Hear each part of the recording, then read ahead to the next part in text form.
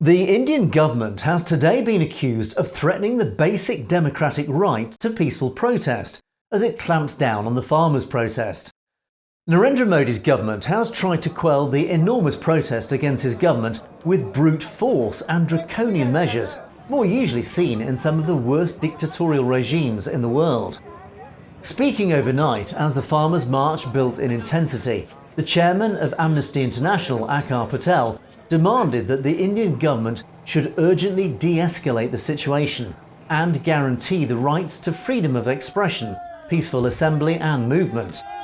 He further demanded that the government should condemn and effectively investigate any allegations of unnecessary and excessive use of force by security forces against the farmers' protest in the country.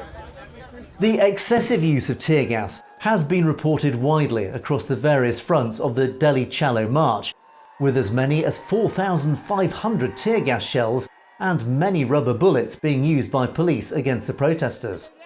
Amnesty International, one of the world's most respected human rights organisations, stated that tear gas should only be used as a last resort to address generalised violence, after a careful risk assessment has been carried out, following a verbal warning and after giving an opportunity to participants to disperse.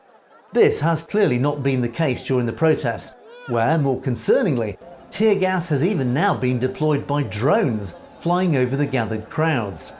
This has been heavily criticised, as this method can expose people to excessive quantities of chemicals and cause panic and disorientation and prevent protesters from identifying the best route to disperse.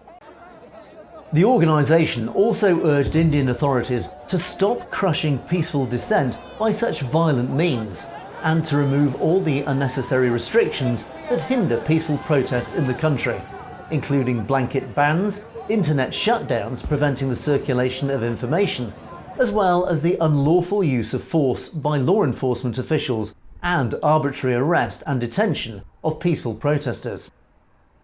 As the fractures dividing India widen under BJP governance, the Indian government's heavy-handed treatment of farmers has been widely criticised. Many commentators witnessing the current crackdown have likened Narendra Modi's government as more akin to authoritarian regimes like Russia and China than any recognisable democracy.